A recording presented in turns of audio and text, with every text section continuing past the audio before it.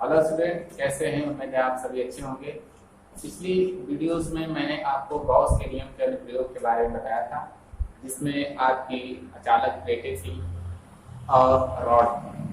अब आपका है अगला पॉइंट, आपके सिलेबस से रिलेटेड है कि अगर कोई हमारे पास गोलीय कोष हो, और वो कैसा गोलीय कोष हो, चालक हो और गोलीय कोष हो। और देखिए, जब गोलीय कोष की बात करते हैं तो गोलीय कोष जब कहेंगे तो इसका ये मतलब है कि जैसे आप लोग फुटबॉल या गेंद देख रहे हैं, उस आकार का हो, मतलब वो ऊपर का सिरा बहुत ही पतला हो, जो खोल हो, और अंदर कैसा हो, खाली जगह। अगर हम बात करें वो चालक है, उस चालक को यदि हम आवेश देते हैं तो क्या होगा, आवेशित हो जाएगा। देखिए, चालक की एक खासियत है, वो चालक के जब उसे आवेश दिया जाएगा तो चालक पर जो भी हम आवेश देते हैं वो सारा आवेश कार्यकर्ता एक समान रूप से पूरे चालक पर वितरित हो जाता है। ठीक है, तो आपका सिलेबस में यही है कि अगर कोई गोलीय कोष है, वो चालक है, उसको हम आवेशित करें तो उसके कारण जो होगा, उस चालक के बाहर किसी बिंदु पर, चालक के पृष्ठ पर और चालक के अंदर किसी बिंदु पर वैद्युत क्षेत्र की तीव्रता क्या होगी, यही हमको निकालना है। ठीक है, चलिए अब हम जो है एक स्मॉल आर त्रिज्या का गोलीय चालक ले रहे हैं और उस चालक पर जो है कुछ क्यू कूलाम का आवेश देकर उसको हम जो है पूरे तरीके से आवेशित करते हैं। ठीक है, तो यहाँ पर हमने लिखा है क्यू चालक पर आवेश, यहाँ पर ये भी लिख दें।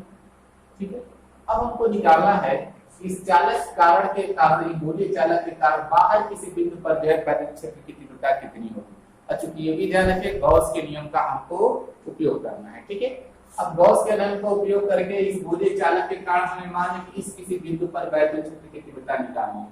तो हम काम क्या करेंगे, ऐसा जब करना है हमें इस बिंदु पर, इस बिंदु से होता हुआ हमें गॉसियन पृष्ठ सेलेक्ट करेंगे, क्योंकि हमें किसके नियम का उपयोग करना है, गॉस के नियम का उपयोग। तो काम क्या करेंगे, गॉसियन पृष्ठ सेलेक्ट करके, ठीक है, यहाँ चाहे यहाँ जिस बिंदु पर हम निकालना है, गॉसियन पृष्ठ सेलेक्ट करके अब पहले हम निकालेंगे कि उस पृष्ठ से होकर गुजरने वाला जो है वैद्युत फ्लक्स मैथमेटिकली कितना होगा, और इसके बाद गॉस के नियम के साथ कितना होगा। तो मैथमेटिकली और गॉस के नियम के अनुसार जो भी आए हैं, आपको फ्लक्स दोनों को क्या करेंगे, हम इक्विवेलेंट करेंगे, बराबर करेंगे, तो हमें वैद्युत क्षेत्र की तीव्रता मिलेगी। क्योंकि हमें इस बिंदु पर निकालना है तो हमने गोले से इस बिंदु की दूरी को हमने कैपिटल आर के रूप में सेलेक्ट कर लिया है, और इस बिंदु से होता हुआ, इस केंद्र से होता हुआ हमें गॉसियन पृष्ठ जो है सेलेक्ट करेंगे। हमने बताया था गॉसियन पृष्ठ कैसा होना चाहिए, ऐसा होना जिस पर आसानी से वैद्युत क्षेत्र हम निकाल सकें, या यूं कहें कि वैद्युत क्षेत्र या तो तल के समांतर हो या तल के अभिलंब हो। तो चूंकि गोलीय रूप का है तो इससे प्रत्येक बिंदु पर इतने दूरी पर वैद्युत क्षेत्र अगर हम देखना चाहें, तो अगर हम जो गॉसियन पृष्ठ सेलेक्ट करें वो भी एक गोलीय कोष के रूप में, वो पृष्ठ एज्यूम है, माना गया है इस तरीके से, गोले के रूप में वो भी हो। तो यहाँ से देखिए वैद्युत क्षेत्र की तीव्रता दूरी के साथ जब भी हम देखेंगे तो इस तल के अभिलंबवत बाहर की तरफ हो, क्योंकि वैद्युत क्षेत्र का गुण क्या है, धन आवेश के कारण बाहर की तरफ, क्योंकि ये भी गोला है, इसके ऊपर भी गोला है, तो इस तल से वैद्युत क्षेत्र की तीव्रता निकलेगी, तो इस तल पर भी कैसे मिलेगी, अभिलंबवत मिलेगी प्रत्येक बिंदु से। ठीक है, तो इसके प्रत्येक बिंदु पर वैद्युत क्षेत्र की तीव्रता कैसे होगी, तल के अभिलंबवत होगी। ठीक है, तो सबसे पहले हम निकाल लेंगे इस पूरे गॉसियन पृष्ठ से होकर गुजरने वाला फ्लक्स कितना होगा। तो उसके लिए हम इस पूरे गॉसियन पृष्ठ पर एक स्मॉल सूक्ष्म भाग जो है डीए सेलेक्ट करेंगे।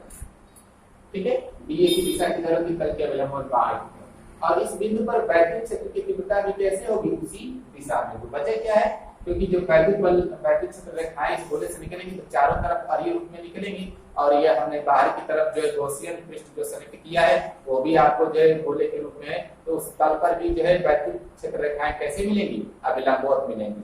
अभिलंबवत मिलेगी, इसका मतलब कि हमने छोटा सा डीए दिया है, इस पर कैसे वैद्युत क्षेत्र होगा, अभिलंबवत। ठीक है ना, सबसे पहले हम निकालेंगे कि ये जो हमने सूक्ष्म भाग डीए लिया है, सूक्ष्म भाग डीए से कितना फ्लक्स गुजरेगा, गुजरने वाला फ्लक्स वो कितना होना चाहिए, फ्लक्स हम उसे दे रहे वो डी फाई से नाम दे रहे हैं, तो डी फाई कैसे होना चाहिए, ई डॉट डी ए। अब देख रहे हैं डीए और ई दोनों एक ही दिशा में, इसलिए यहाँ पर जो कोण होगा कितना होगा, 0 होगा। ठीक है, अब देखिए सूक्ष्म भाग डीए से या इसको लिख सकते हैं ई इनटू बी ए cos शून्य अंश, cos शून्य अंश का मान 1, तो वो आपको बी पाई ई कितना आएगा, E dot E into D into में हो गया। आगे आगे गुणा कर सकते हैं इसे, ये केवल अब गुणाया गया है, ठीक है। अब देखिएगा इस यहाँ से ये जो पृष्ठ है ये जो है समान दूरी पर होगा, और समान दूरी पर होगा तो वैद्युत क्षेत्र की तीव्रता ये सभी पृष्ठ पर कैसे होगी, एक समान, ठीक है। और कैसे होगी, अभिलंबवत होगी, ठीक है। तो इसका मतलब कि पृष्ठ के सभी बिंदुओं पर ई कैसा होगा, एक समान होगा, ठीक है। तो अब बात करें कि पूरे पृष्ठ से, पूरे यानी संपूर्ण गॉसियन पृष्ठ से, गॉसियन पृष्ठ से संपूर्ण फ्लक्स, उसको हम पाई ई से नाम दें, तो पाई ई कितना होना चाहिए, आर ई बराबर integration of E into D, क्योंकि इस सूत्र भाग से निकाल दिया, उसको इंटीग्रेशन कर देंगे तो वो देगा संपूर्ण पृष्ठ से होकर गुजरने वाला फ्लक्स नियम के अनुसार। अब देखिएगा ई जो है संपूर्ण पृष्ठ पर कैसा है, एक समान है, इसको हम ऐसे लिख सकते हैं ई इनटू इंटीग्रेशन ऑफ, ये आपका कैसा कौन सा इंटीग्रल है, पृष्ठीय समान है, ई इनटू। अब देखिएगा मतलब है कि इस पृष्ठ से होकर गुजरने वाला फ्लक्स सिर्फ इस पृष्ठ पर डिपेंड करता है, तो छोटे से पृष्ठ पर गुजरने वाला फ्लक्स इस छोटे से पार्ट डी पे डिपेंड करता है, तो संपूर्ण पृष्ठ से होकर गुजरने वाला फ्लक्स की काम करें integration of D. Integration of D का क्या मतलब होता है, अगर हम मान लें कि पूरा पृष्ठ छोटे-छोटे डी से मिलकर बना है तो इंटीग्रेशन का मतलब होता है पूरे पृष्ठ को जोड़ना।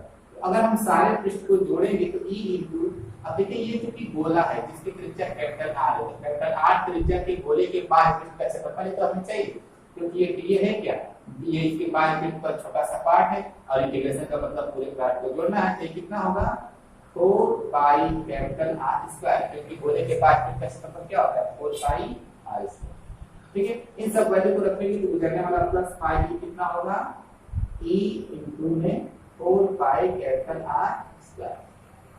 इसको इक्वेशन नंबर 1 दे देंगे क्योंकि ये मैथमेटिकली कैलकुलेटेड है, लेकिन हमें गॉस के नियम का उपयोग करना है। तो अब चलिए अब हम उपयोग करेंगे, अब हम निकालेंगे कि गॉस के नियम के अनुसार बाहर वाले पृष्ठ से होकर गुजरने वाला फ्लक्स कितना होगा, ठीक है। तो गॉस के नियम क्या कहता है, गॉस के नियम के अनुसार किसी बंद काल्पनिक पृष्ठ से होकर गुजरने वाला फ्लक्स पृष्ठ से परिबद्ध नेट आवेश का 1/ε0 गुना, ठीक है। तो चलिए गॉस के नियम के अनुसार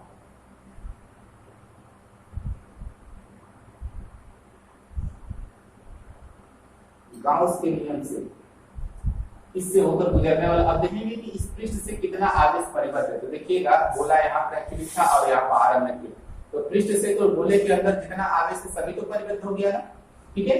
तो परंतु गॉस के नियम के अनुसार यही प्लस कितना होना चाहिए, पाई पृष्ठ से परिबद्ध आवेश का 1/ε0 गुना। अब देखेंगे कि पृष्ठ से परिबद्ध ये कितना आवेश है, तो हमने आप देखिए अगर पृष्ठ आवेश गलत तो दे रखा है तो क्यू को आप यहाँ से कैलकुलेट कर सकते हैं, ठीक है। तो देखिए क्यू को कैलकुलेट अगर करना है तो ये आवेश यही क्यू है, देखिएगा इस आर त्रिज्या के गोले पर ये आवेश वितरित है, ठीक है। तो ये स्मॉल आर हम लेंगे, यहाँ पे इस चीज का ध्यान रखिएगा, त्रिज्या जो है जब भी आवेश को कैलकुलेट करना है तो ये स्मॉल आर त्रिज्या के गोले पर ही आवेश है, तो इसलिए जो पृष्ठ आवेश घनत्व देंगे सिग्मा इक्वल टू क्यू अपान में ये जो क्षेत्रफल हम देंगे ये वाला क्षेत्रफल देंगे, क्योंकि इसी क्षेत्रफल पर हमारा आवेश क्या है वितरित है, ठीक है। तो वो क्यू को कैसे लिख सकते हैं, क्यू बराबर लिखेंगे तो 4 पाई स्मॉल आर स्क्वायर का थोड़ा कहां पे हो जाएगा सिग्मा में, ये हो जाएगा 4 pi small r square into sigma बटे में एप्सिलॉन, ठीक है। और ये इस इक्वेशन नंबर 2 आ जाएगा।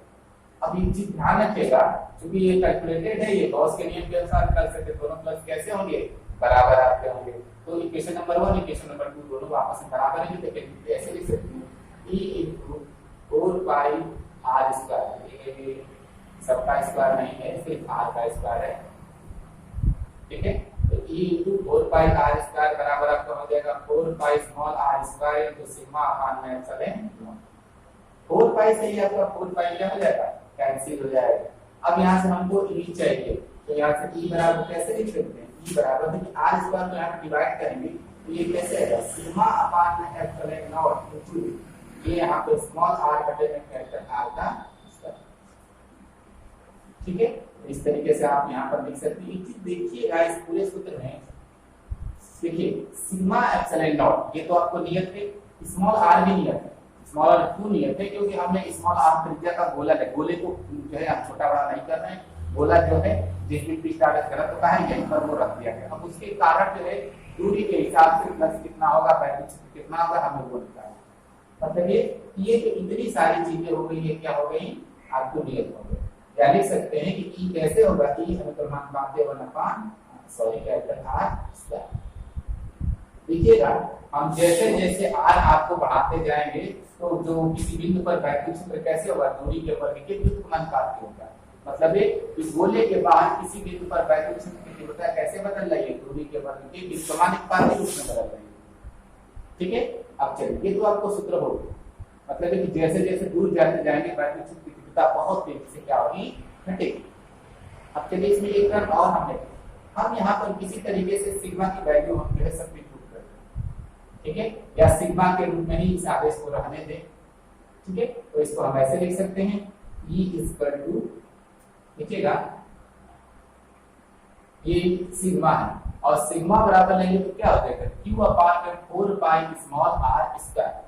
ठीक है, देखिए हम इसकी जगह रख रहे हैं इस वाले इक्वेशन में, इक्वेशन नंबर 2, इक्वेशन नंबर इसको इक्वेशन नंबर 3 हम नाम दो। इक्वेशन नंबर 3 में सिग्मा की वैल्यू सब्स्टिट्यूट कर रहे हैं और सिग्मा बराबर कितना होगा, Q अपान में 4 पाई r स्क्वायर। Q क्या है, गोले के ऊपर गए संचित आवेश। ठीक है, तो लिख सकते हैं Q अपान में 4 पाई स्मॉल r स्क्वायर, ये सिग्मा की वैल्यू आ गई और नीचे आपको कितना है, एप्सिलॉन नॉट इनटू में ये स्मॉल r ऊपर है, कैपिटल R स्क्वायर। ठीक, ध्यान रखिएगा स्मॉल r से स्मॉल r कैंसिल हो गया, अगले टर्म कितना बचेगा, Q अपान में 4 pi epsilon not into r square. अब इस E को जरा हम यहाँ पे लिख रहे हैं, जरा इसको ध्यान रखिएगा, Q अपान में 4 pi epsilon not into r square. इस चीज को जरा गौर करिए, ये वैल्यू जब हम आपको स्टार्ट किए थे हमने बताया कि Q कूलम्ब आवेश के कारण किसी r दूरी पर वैद्युत क्षेत्र की तीव्रता, यहाँ पर Q आवेश के कारण r दूरी पर वैद्युत क्षेत्र की तीव्रता वो कितनी आई थी, वो बिल्कुल यही थी, E बराबर Q अपान में 4 pi epsilon not r square. Same thing से बिल्कुल ये वही सूत्र है। इसका कहने का ये क्या तात्पर्य, जरा इस चीज को ध्यान में रखिए।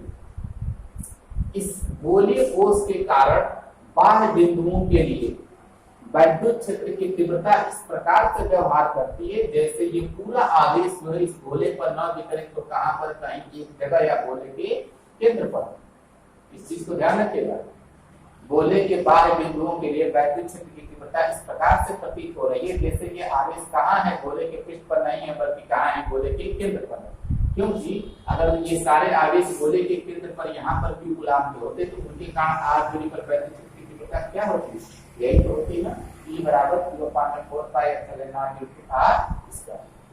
ठीक है, इसलिए हम कह सकते हैं कि बाह्य बिंदु के लिए गोले कोश इस प्रकार से व्यवहार कर रहा है कि जैसे इसका जो टोटल आवेश कहां पर केंद्रित हो, इस गोले के केंद्र। ठीक है ना, बाह्य बिंदुओं के लिए वैद्युत क्षेत्र की तीव्रता जो है इस गोले के कारण ऐसा व्यवहार कर रही है कि इसका टोटल आवेश कहां पर संचित हो, इसके केंद्र पर।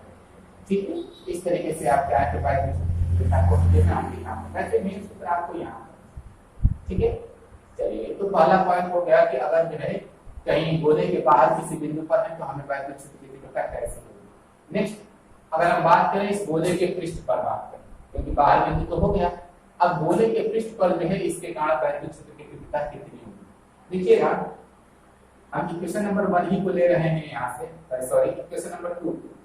ठीक है, इक्वेशन नंबर 2 को ले रहे हैं, चलिए इक्वेशन नंबर 2 को ले रहे हैं या थर्ड को ले रहे हैं। जब गोले के थर्ड को ले रहे हैं, गोले के पृष्ठ पर जाएंगे, अब हम बात करें बाहर नहीं पृष्ठ पर, जब ये दूसरा पॉइंट है गोले के पृष्ठ पर, जब हम पृष्ठ पर पहुंचेंगे तब क्या होगा, पृष्ठ पर जब जाएंगे तो धीरे धीरे ये जो त्रिज्या कैपिटल आर छोटी छोटी किसके बराबर जाएगी, स्मॉल आर के बराबर, यानी पृष्ठ पर जब जाएंगे तो ये कैपिटल आर बराबर क्या हो जाएगा, स्मॉल आर। अब वहां पर वैद्युत क्षेत्र की तीव्रता E की बात करें तो E आपको यहाँ पर कितना है, sigma upon epsilon not into में स्मॉल r अपान में कैपिटल R का स्क्वायर। तो ये r और r बराबर है तो कट के क्या हो जाएंगे A, या E बराबर कितना आ जाएगा, सिग्मा अपान एप्सिलॉन नॉट। ठीक है, ये तो आपके दूसरा पॉइंट आपका हो गया sigma upon epsilon not. Third अब हम बात कर रहे हैं, दो पॉइंट आपके होंगे, गोले के बाहर, गोले के पीठ पर। तीसरा पॉइंट है गोले के अंदर। ठीक है, अब गोले के अंदर की बात करेंगे। तीसरा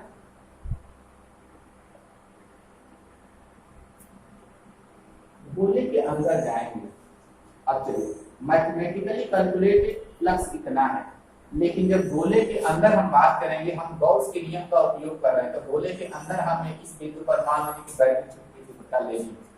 ठीक है, और यहाँ पर हमने इस बिंदु पर लेने गोले के अंदर, तो हम काम क्या करेंगे, गॉस के नियम को उपयोग करने के लिए इससे होता हुआ हम एक गोले पृष्ठ जो संकल्पित करेंगे, हमने यहाँ पे संकल्पित कर दिया। अब देखिएगा, गॉस के नियम के अनुसार जो है गोले के अंदर की जब बात करेंगे, तो गॉस के नियम के अनुसार जो पहले फ्लक्स निकालेंगे। तो गॉस का नियम काम क्या करता है कि फ्लक्स क्या किसके बराबर होता है, पृष्ठ से परिबद्ध नेट आवेश का 1/0 गुना होता है गुजरने वाला फ्लक्स। तो देखिएगा, यहाँ पर वो हमने पृष्ठ कर दिया है। अब इस गोले के अंदर कोई आवेश है जो हमने कल्पित किया हुआ है, कोई आवेश यहाँ पर है। आवेश तो कैसे है, जो कल्पित हमारा पृष्ठ है इससे बाहर है, इस बाहर पृष्ठ के कारण यहाँ पर तो कोई फ्लक्स, नेट फ्लक्स आपका शून्य होगा। लेकिन यहाँ से गुजरने वाले जब फ्लक्स की बात करें तो कैसे कहते हैं, पृष्ठ से परिबद्ध आवेश का 1/0 होगा। जरा सोचिए, इस पृष्ठ से कितना आवेश, कोई आवेश परिबद्ध है नहीं, तो ये आवेश क्यू क्या हो गया, 0.0 बराबर। अब देखिए, अब वो ये मैथमेटिकली कैलकुलेटेड फ्लक्स कितना होना चाहिए, यहाँ पर आपका मैथमेटिकली है 4πr², E × 4πr²। अब यहाँ से E की बात कर रहे हैं, तो E कितना होना चाहिए, 0। मतलब ये कि गोले के अंदर किसी भी बिंदु पर वैद्युत क्षेत्र की तीव्रता क्या होती है, 0 होती है। देखिए, ये एक बहुत बड़ा हमारे लिए एडवांटेज है, क्योंकि बहुत सारे ऐसे इक्विपमेंट होते हैं जिनको अगर वैद्युत क्षेत्र में रखा जाए तो वो खराब हो सकते हैं, महंगे हैं, जो आपके वैज्ञानिक इक्विपमेंट में यूज होते हैं। उनको जो है सुरक्षित हमें रखना है, आवेश से सुरक्षित रखना है, क्षेत्र से सुरक्षित रखना है। तो काम क्या करते हैं, उसको किसी गोलीय कोष के अंदर जो है सब्स्टिट्यूट करके रख दिया है। इससे क्या फायदा होगा, तो गोलीय कोष के प्रत्येक बिंदु पर वैद्युत क्षेत्र कितना होता है, 0। तो जब वैद्युत क्षेत्र 0 है, मतलब इनसे होकर कोई भी वैद्युत क्षेत्र रेखा नहीं गुजरेगी, तो वो इक्विपमेंट जो है वैद्युत क्षेत्र से क्या होगा, बिल्कुल पूरी तरह सुरक्षित। ये सबसे बड़ा एडवांटेज है। ठीक है, चलिए, अब ये चीजें हो गई। अब कभी कभार आपकी परीक्षा में ये पूछता है कि ये वैद्युत क्षेत्र जो है वेरिएट तो हो रहा है, तो दूरी के साथ इसका ग्राफ बनाइए। ठीक है, तो जरा एक बार मैं आपको ग्राफ बनाने की कोशिश कर रहा हूँ। यहाँ पर देखिएगा, ये r त्रिज्या का ये गोलीय कोष है जहां पर हमारा आवेश जो है संचित हो। यहाँ पर ये हमारा आवेश है, ये आपका इनर पॉइंट r है, और यहाँ पर बाहर एक बिंदु हमने संचित कर दिया जहां पर बाहर बिंदुओं के लिए वैद्युत क्षेत्र को ये प्रदर्शित करेगा। ठीक है, अब चलिए, अब हमें को ग्राफ बनाना है, हमने इस तरीके से चीजें करनी है। यहाँ पर हम जो है वैद्युत क्षेत्र की तीव्रता आपको दिखाएंगे, ठीक है, दूरी के साथ। अब देखिएगा जरा इनसे और इनकी गोले के पृष्ठ पर, गोले के अंदर और गोले के बाहर बिंदुओं पर जरा वैद्युत क्षेत्र को अगर हम रियलाइज करना चाहें, देखना चाहें कि कहाँ कैसे है, देखिएगा इस बिंदु पर वैद्युत क्षेत्र की तीव्रता सिग्मा अपान एप्सिलॉन नॉट के बराबर है। और यहाँ पर कैसे, sigma upon epsilon not small r capital R का स्क्वायर। स्मॉल r छोटा है, कैपिटल R बड़ा है, मतलब इन दोनों का अनुपात जब लेंगे तो अनुपात हमेशा 1 से छोटा होता है। ठीक है, 1 से छोटे क्वांटिटी से जब इसमें गुणा कर देंगे तो इसकी वैल्यू उससे क्या हो जाएगी, कम हो जाएगी। मतलब ये सिग्मा अपान एप्सिलॉन नॉट यहाँ पर जो बाहर पृष्ठ को यानी बाहर बिंदुओं का वैद्युत क्षेत्र उसके पृष्ठ वाले से क्या होगा, कम होगा, और अंदर तो 0 है। तो कहने का ये तात्पर्य कि ये यहाँ का वैद्युत क्षेत्र सबसे अधिक होगा, बाहर वाला इससे कम होगा और अंदर वाले का सबसे कम होगा। ठीक है, अब देखिए जरा कैलकुलेट करें, तो अगर जब तक ये हम दूरी r तक पहुंच रहे हैं, ठीक है, यहाँ पर हम दूरी ले रहे हैं, यहाँ पर हम वैद्युत क्षेत्र, इस वाले लाइन पे वैद्युत क्षेत्र दिखाएंगे, यहाँ पर हम दूरी, मतलब ये कि केंद्र से ये दूरी यहाँ से यहाँ तक स्मॉल r है, इसके आगे क्या है, यहाँ से कैपिटल R। ठीक है, और यहाँ तक जो है सिर्फ स्मॉल r, ध्यान रखिएगा स्मॉल r है, इसके आगे ये वैद्युत क्षेत्र ऊपर की तरफ, यहाँ पर E मैक्सिमम दिखा रहे हैं, E मैक्स, और E मैक्स किसके बराबर है, आपको सिग्मा अपान एप्सिलॉन नॉट के बराबर है। यहाँ इससे ज्यादा वैद्युत क्षेत्र दिखाना नहीं उत्पन्न हो सकता। तो कह रहे हैं कि जब तक गोले की त्रिज्या के अंदर आप थे तब तक वैद्युत क्षेत्र कितना था, गोले की त्रिज्या के अंदर, यानी यहाँ तक वैद्युत क्षेत्र कितना है, शून्य, मतलब है कि यहाँ से यहाँ तक आपको वैद्युत क्षेत्र क्या मिलेगा, शून्य। लेकिन जब ही पृष्ठ पर आप पहुंचेंगे तुरंत वैद्युत क्षेत्र की तीव्रता क्या हो जाएगी, मैक्सिमम या अधिकतम, तुरंत तेजी से वो बढ़कर अधिकतम। ठीक है, फिर इसके बाद अब इससे पृष्ठ पर तो आ गए, पृष्ठ से जब बाहर जाएंगे तो ई कैसे वेरिएट होगा, दूरी के वर्ग के व्युत्क्रमानुपात, यानी बहुत तेजी से परवलयाकार रूप से क्या होगा, घटेगा। क्योंकि आप जानते हैं ये संबंध कैसा है, परवलय रूप का। जब ये परवलय रूप का है तो मतलब बहुत तेजी से घटेगा, जैसे जैसे दूरी बढ़ क्या होगी, बहुत तेजी से घटेगी। लेकिन यहाँ पे टच तो नहीं करेगा, दिखा सकते हैं शून्य से यानी केंद्र से दूरी तक ऐसे, लेकिन जब ही आप सतह पर आए तुरंत वैद्युत क्षेत्र की तीव्रता मैक्सिमम होगी, और जब बाह्य बिंदुओं के लिए कैसे घटेगी, ई जो है दूरी के वर्ग के व्युत्क्रमानुपाती रूप में बहुत तेजी से घटेगा। ठीक है, तो इस तरीके से चाहे तो हम जो है किसी गोलीय कोष के कारण जो है होता है अंदर बाहर और पृष्ठ पर वैद्युत क्षेत्र की तीव्रता विकास। स्टूडेंट ये आपका पॉइंट जो है परीक्षा के आपके से बहुत ही मोस्ट इंपॉर्टेंट, बहुत बार आपके एग्जाम में पूछा गया है, कम से कम 10 बार एग्जाम में ये पूछा गया है। आप इसको जो है अपने हिसाब से सॉल्व करिए, यहाँ पर देखिए जो मैं चीजें बताया हूँ उसको समझने की कोशिश करिए। लेकिन अगर चीजें नहीं समझ में आ रही हैं तो आप इस चैनल पर जो है कमेंट्स करिए, और मैं आपको पूरे तरीके से हो सके तो आपको संतुष्ट करने की पूरी कोशिश करूंगा। धन्यवाद।